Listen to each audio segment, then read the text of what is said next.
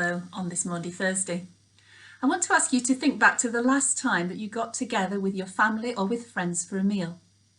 The chances are that at the time you wouldn't have realised that it might be the last time you'd get together for some weeks and possibly even months. But what do you remember about it? Was it the food, what you talked about, the way you were feeling, or perhaps something someone said or did? Maybe something you said. Today is Maundy Thursday, the day when Christians remember Jesus' final meal with his disciples before his trial and crucifixion. And the writers of the Gospel all record significant words and actions of Jesus at this Last Supper. The Gospels of Matthew, Mark and Luke all focus on Jesus' giving of bread and wine as a sign of his love in the words that are so familiar to us from Holy Communion. But just as two people who have been at the same party might remember very different things about it, the Gospel of John offers another perspective. In chapter 13 of his Gospel, John describes how, flying in the face of social convention, Jesus takes on the role of a servant and washes the feet of his disciples, even the disciple who is going to betray him. In the context of this last, most significant meal, Jesus models the attitude of loving service that he wants his followers to be known for. And this memorable action is accompanied with memorable words. Love one another.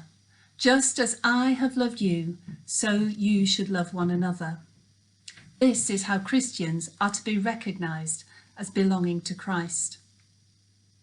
Day by day, we are witnessing extraordinary acts of service from people of all faiths and none, working on the front line in the NHS and care sector, and carrying out many other key roles, willing to compromise their own safety for the sake of others.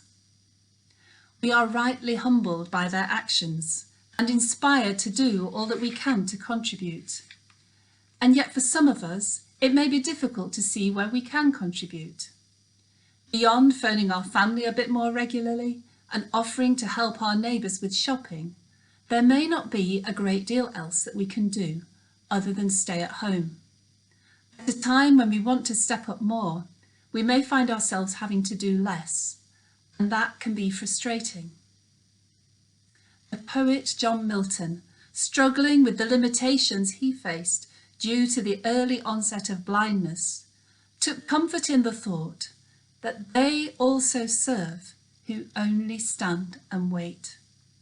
Standing or staying in and waiting may not be the role we would choose for ourselves, but we shouldn't underestimate its importance. Later in the evening of that Last Supper, the one thing that Jesus asked of his disciples was that they stay and wait with him. The heroics they wanted to perform weren't what was required. It was the moment to prayerfully watch. So, as we remember Jesus' act of service and his ultimate sacrifice on the cross that it prefigures, let's give thanks and continue to pray for all who are working on the front line at this time. And let us by all means continue to seek out ways in which we can support and serve others.